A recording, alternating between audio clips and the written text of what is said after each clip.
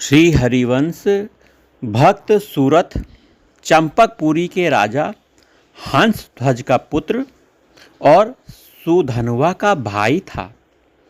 अनुज सुधनवा के मारे जाने पर परम भागवत वीर धुरीण सूरत रथ पर चढ़ गया और बड़ी सेना के साथ में हाथ में कठिन कोदंड को धारण करके समरांगण में आकर अर्जुन जी से बोलता है, हे महाबली पार्थ, अब मेरे साथ युद्ध करने के लिए प्रस्तुत हो जाओ। तत्पश्चात सूरत ने श्री कृष्ण से कहा, देवकी नंदन, अब आप अर्जुन की सम्यक प्रकार से रक्षा कीजिए।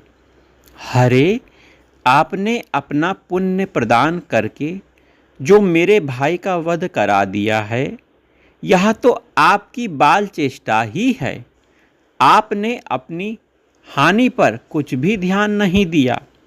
जैसे कोई शिशु मोतियों को देखकर बदले में बैर ले लेता है, उस तरह आपने सुधनवा के बेर सदृश जीवन को लेकर उसके बदले में मुक्ता फल रूपी अपना पुण्य प्रदान किया। अतः बताइए, यहाँ कौन किसके द्वारा ठगा गया? इस प्रकार श्री कृष्ण से प्रेममय व्यंग विनोद करके सूरत ने अर्जुन को ललकारा।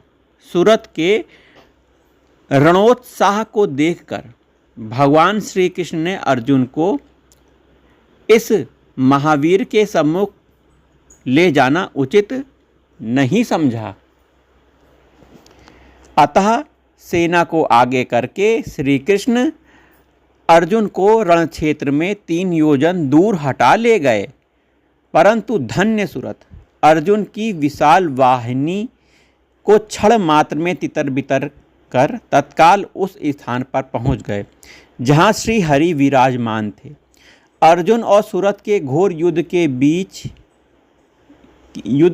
ही सूरत ने कहा, पार्थ, मैंने सुना है कि इस लोक में तुम्हारी की हुई प्रतिज्ञा मिथ्या नहीं होती। अतः वीर, अब तुम कोई सत्य प्रतिज्ञा करो। अर्जुन ने कहा, हे वीर, मैं तुम्हारे पिता के सामने ही तुम्हें धराशायी करूंगा।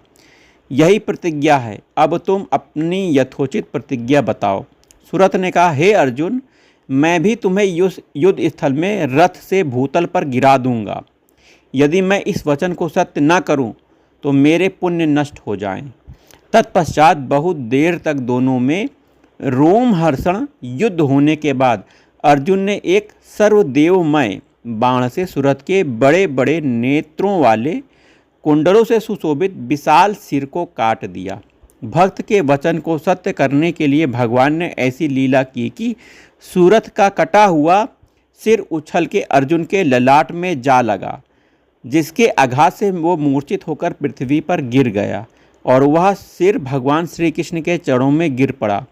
उसके बाद भक्त वत्सल भगवान ने अर्जुन को पृथ्वी से उठाकर रथ पर बैठाया और सूरत के सिर को दोनों हाथों से उठाकर देखने लगे। अर्जुन ने भी उसके सिर को लेकर यह कहते